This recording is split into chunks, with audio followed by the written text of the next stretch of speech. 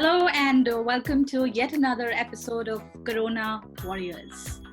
As the world is battling with this crisis, there are a lot of human beings that have emerged with extraordinary grit, courage, and the will to accept and embrace whatever is happening around them.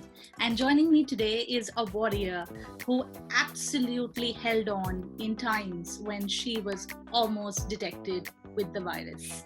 I have with me in this virtual studio another dear friend of mine and a true warrior, and I would call her a positivity warrior because she's truly kind of embraced. I wouldn't use the word fought, I would say embraced this entire time of crisis and this so-called dis-ease called coronavirus.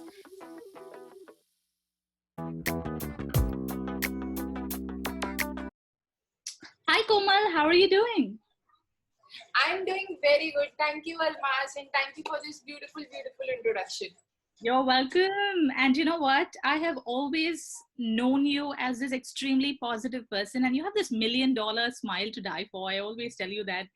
I'm so happy to see you smiling like that after, whatever you've been through. So I'm not going to talk much. I'm going to let you share your story of what really happened with you, because there are a lot of people that may be in a similar boat as you, as they struggle to figure out what's happening to them. So Komal, tell us your story. What happened? This story is very close to my heart because this is one of the major contrast or shifts that I've seen in my life so far. About 3 weeks back, I woke up with a very high fever in my body. This was, I think, immediately after the lockdown was announced. I woke up with a very high fever. I didn't give it much attention because I thought, अरे मुझे थोड़ी ना होगा, corona तो सबको होता है, why will it happen to me? Right. So I was still taking care of myself, but I was very casual about it until 3 days later, I started to develop cough also, and my fever started to fluctuate between 102 to 103, which was very high for a regular normal fever that we go through. That's when my antennae stood up. I reached out to a doctor. Again, because of the shortage of testing kits that we have in our country right now, the doctor didn't want to write the test for COVID-19 immediately. He wanted my body to go through a cycle of the quarantine cycle that we say, just to see if my body can fight the infection out. And to be sure... quarantine cycle? 14 days. Okay. So after 7 days, your body starts to show the difference. The fever starts to come down, and it takes about 14 days or 2 weeks the cycle, after which it is completely out of your body. So doctor wanted to take that time to diagnose me. But he was a very, very sweet chap. He took my number down. He was calling me 2 or 3 times every day to check on my progress. He gave the information of my case to the Pune Municipal Corporation also. So I was getting calls from them also twice a day. So there were a good number of people worried about my health and checking up on me every day.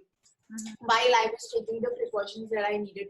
I was in isolation the whole time, and the people I stay with were very cooperative about the whole... Pause here a little bit. Can you tell me who are you living with? Do you have family? Did you have your loved ones around you at this point in time? No, I didn't, and that was probably the toughest part, Almas. I stay in a rented apartment in Pune. I have 2 more flatmates staying with me, but my whole family is back in Delhi, and I am sort of very new to Pune. So all my even close friends were back in Bombay, where I've spent a major time. So I didn't have any hard people with me here in this time. I was in touch with them, but then the most difficult thing for me was this whole thought that kept crippling me for the first few days, that what if I am actually infected? What if I have to go to hospital and get treated? My family is back in Delhi. They are not allowed to be here with me. I am not allowed to fly back to them. What if I die here alone in isolation and they'll not even get my body after I die because I am infected? Right. Is this how it's going to end? The last time I left my home, I left in a rush because I was getting late for the flight and I didn't even get a proper time to say goodbye to them. Was that rushing out of the house my last moment with them that they are going to remember and that I'm going to keep close to my heart? So all of these thoughts really kept crippling me until that night I decided this is not how I'm going to live my quarantine period. Right. So this quarantine period that you had was definitely very tough on you. And I was reading your blog where you sort of spoken about these what ifs turning into so what.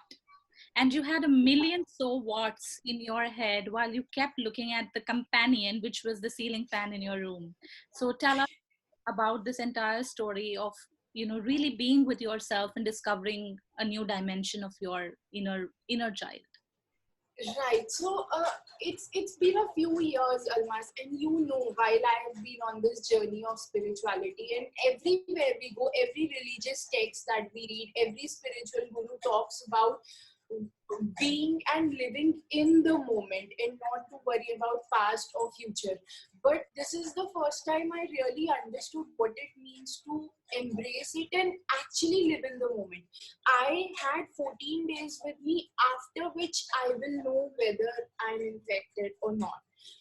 All I had were these 14 days, and that is when I started to decide that today, in this moment, I'm alive. Today, I am not infected. Today, I am in this beautiful house that I get to stay in. I have food. I have all the books and TV with me. What more comfort do I need? Chicken. So when all these thoughts and what if start to cripple me, right, I sort of understood there's no point fighting them right now. So many of our teachers have told me this analogy and I'm going to use it right now. You cannot make a U-turn when the car is in full speed. Right, and the questions, the what ifs in my head were at such a high momentum that it was in no way possible to turn myself to an optimistic point of view when I was in that state. I think what slowed me down was just being in that day, that today I am alive, So what today I have food with me. when there is danger surrounding you and when your thoughts are at full speed, it may not always be possible to turn into absolute positive, optimistic. Correct. Correct. And I kind of completely connect with this because we've got to be a little realistic because you can't really fake positivity. You can't be positive in a situation like that. It takes time. So what you did is I'm going to at least neutralize my thoughts and I'm going to be Right. in the moment as much as possible. Right. And what helped me neutralize was I may be dying, I may not be dying, nobody knows that. But even if I get to die, I get to die after 2 weeks. I have these 2 weeks in my hand and there's nothing I can do about it anyway.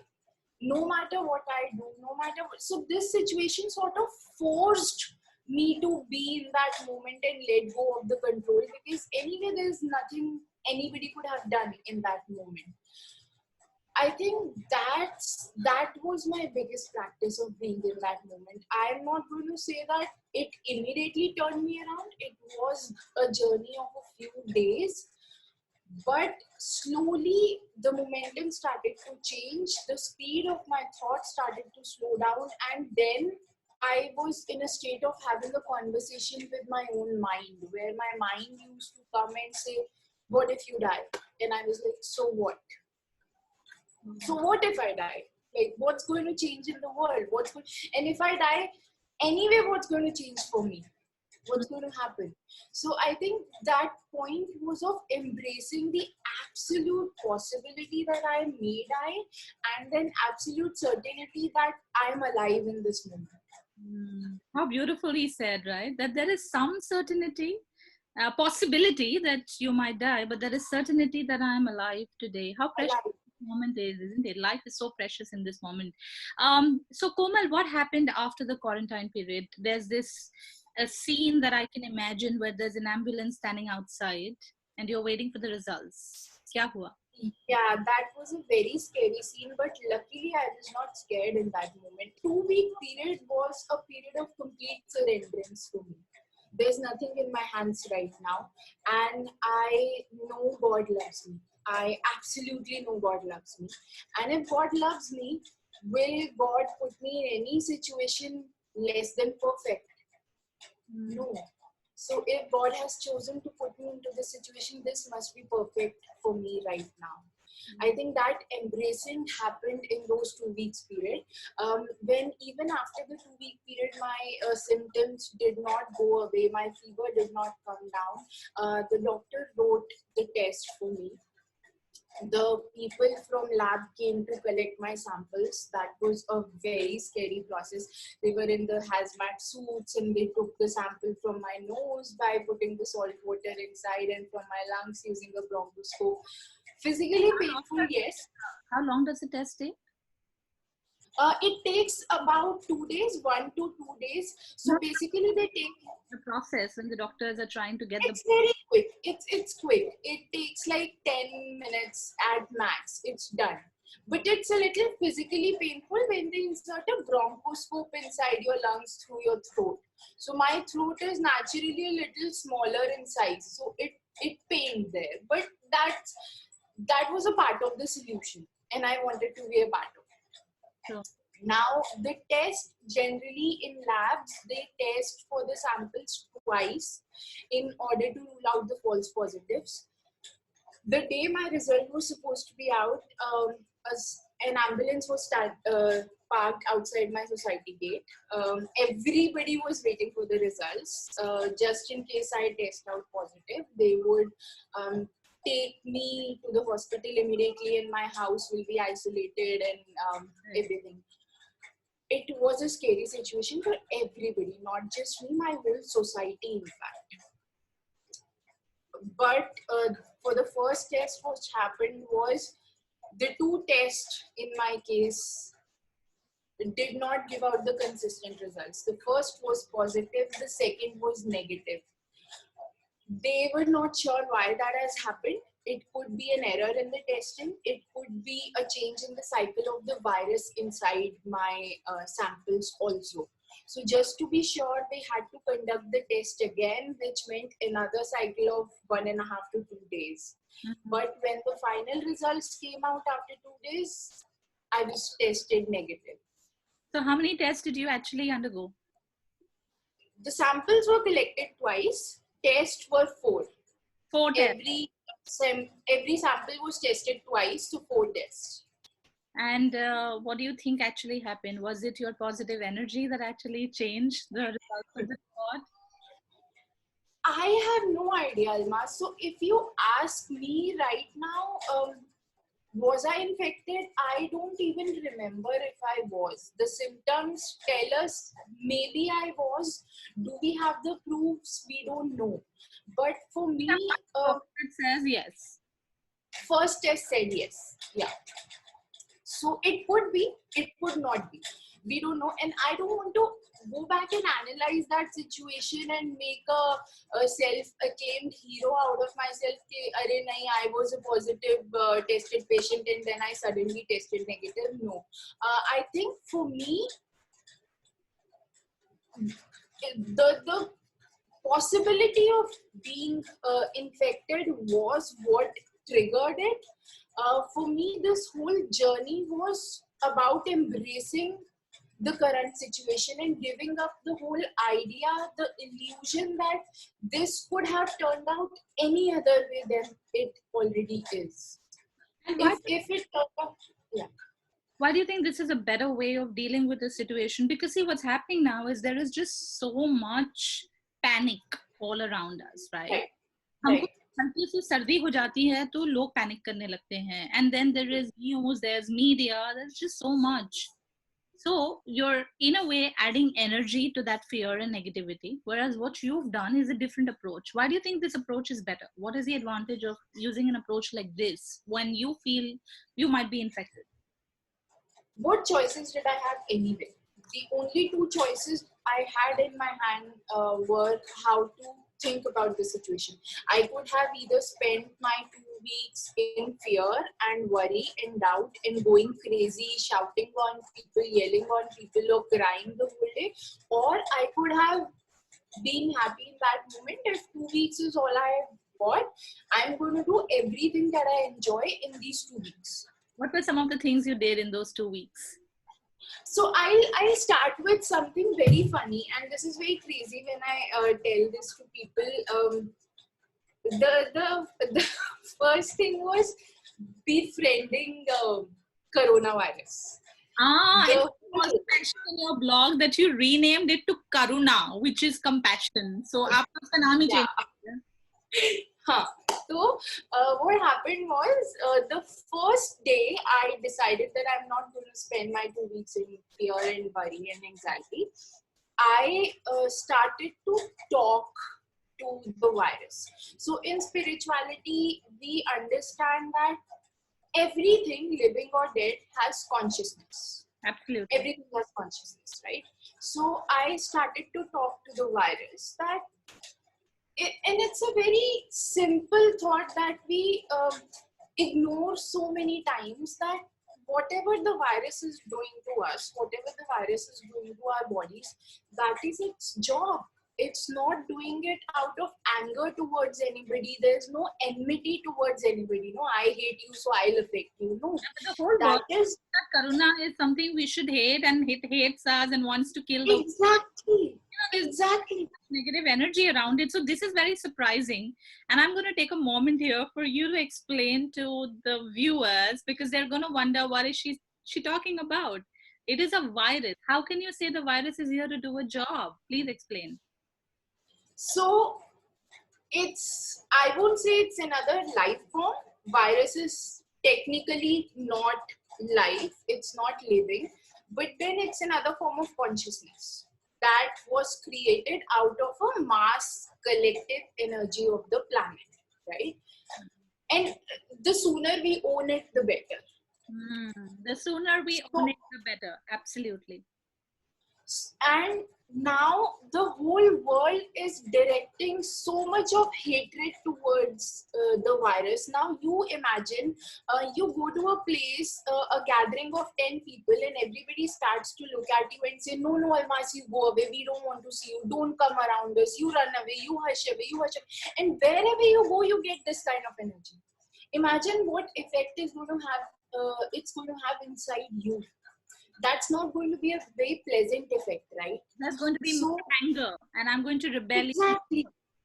Exactly. And that's what we are seeing in the world right now. More rebellion, the rising number of cases. It's the manifestation of that hatred and anger that we all are already projecting towards it. So we know that the only thing that can stand in front of hatred and anger is love. So that was my only weapon at that time. I started to talk to the virus as if the virus is there with me right now, and to tell it that you don't have to feel guilty about it, or you don't have to feel angry about any of it. You're just doing your job. It's not your fault. You were created to do this, and this is the only thing you know. So how can we blame you for doing what you created for? It's our responsibility that we created. So it's basically our fault, and we cannot keep on blaming you for that. Now, I don't know if you're here with me or not, but if you are, I'm not going to tell you to go away. I'm not going to hush you away or be angry at you or whatever.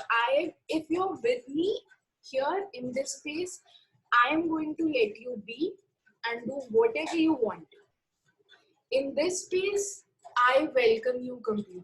Basically, you're actually treating this virus like this child, this not child that is throwing tantrums saying शांत हो जाओ कोई बात नहीं आपको रहना है यहाँ पे रहो थोड़े दिन और Exactly. यहाँ पे तुम्हारे लिए जगह है तुम मत कुछ भी और मत करो बैठ जाओ शांति से बैठ जाओ that's what it Do whatever you want. And that's what happens with every one of us, right? When we start to rebel, the only thing that calms us down is the acceptance of the others around us. The moment they start accepting us, the rebellion goes down. In fact, I think that's why my 2 weeks period was not very painful for me. I had fever, I had weakness, I had cough, but the other symptoms, the pain and everything, the cold, it was not as strong as I thought it would be. It was not paining me. Right. So while scientists all over the world are trying to find a solution, a vaccine, or probably a medicine to this virus, in spirituality or from a spiritual lens, what you're trying to tell us is let us not push this energy away. Let's accept it, let's own it, let's give it a lot of love. Because the only thing that can defeat anything negative is love. And that's exactly what you did, right? Exactly. I would, and when I talk about this to people, right, the first question that comes to me is, so you don't need vaccine. If you think you can heal anything with love, do you not need medication? Do you not need vaccines? And you will heal everything in the world with this hocus pocus. No, that's not how it works. I still want the medication to come out. I still want the vaccine to come out. I still want people to do a social distancing. I still want people to be careful about what they are dealing with, but not out of fear. Do it because that is a part of the solution. So not that the energy that you're adding to whatever you're doing, let that be the energy of love, and let that right. Fear. That's what you're trying to say. Right. Not the fear that if I didn't do it, oh, I'll catch the virus. No, this is a part of the solution of something we are facing right now. And I want to add my part to the solution. And that's why I'm doing social distancing. That's why I'm keeping away from people. Right. And if energy is all there is, and if that is what people today are saying, then there's definitely a rise in the fearful energy. And what we need to do is balance that out or outdo that with more loving energy. And Komal's done her bit there. And if you see Almas during this lockdown period in the last month or 2 months, so many people have come up and started to, do all the meditations and so much work, which was not happening at the scale before. My phone is blasted with messages these days that we are doing meditation at 6 a.m., we are doing meditation at 9 a.m., join us on Zoom and so this and that. So many people have now felt the need to connect with themselves, something that was missing before. And that's such a beautiful outcome. There's a lot of good that's come out for you, Komal. Komal, how has this changed you as a person? What's the biggest change you feel after this episode? I think I've upgraded. I have upgraded. I am Komal 2.0 now. I am not the same person I was 3 weeks before. What is Komal 2.0 like? I think there's no worry inside my head right now. So earlier, if I have to put it out in a very simple language, earlier when we used to follow all the principles of law of attraction and spirituality, there was even while applying all of those, there was a certain doubt in my head. What if this doesn't happen? Will it really happen or not? Now I'm like, fine, do whatever you want to do. I've seen the worst. Now there's nothing more that can surprise me. I'm like, I know this will work out, Ray. Do whatever you want to do. Even if this is happening this way, I know something miraculous will happen and situation will change and it will all work out for the good. I think that place of surrenderance that I'm in right now, and I cannot explain it, it's something to experience, but that complete surrenderance that I'm in right now, it has taken all the worries, questions, doubts out of my head. I am in a complete zone of so what right now. Lovely. And that so what is so beautiful, isn't it? Yeah. I'm kind of thinking of this quote, which is, grow through what you go through. And I think that is exactly what has happened with Komal Sikka. I'm so glad to see you enjoying this virtual conversation with your beautiful smile back, and the fan being where it is, and you being back alive, happy with that lovely red hair of yours. I so love it. Yeah, that's Yeah, I love it. like the background. Yeah, that seems like a really cool house. I'm sure you have a lot of memories in that house now. It is going to be an integral part of your life journey in the chapter of your book, of your life book. Komal, I wish you a lot of love. I send you a lot of positive energy. And thank you for adding so much healing and positive energy to the planet. We need more Corona warriors like you. Thank you so much. Thank you, Almas. Thank you for having me on. Thank you.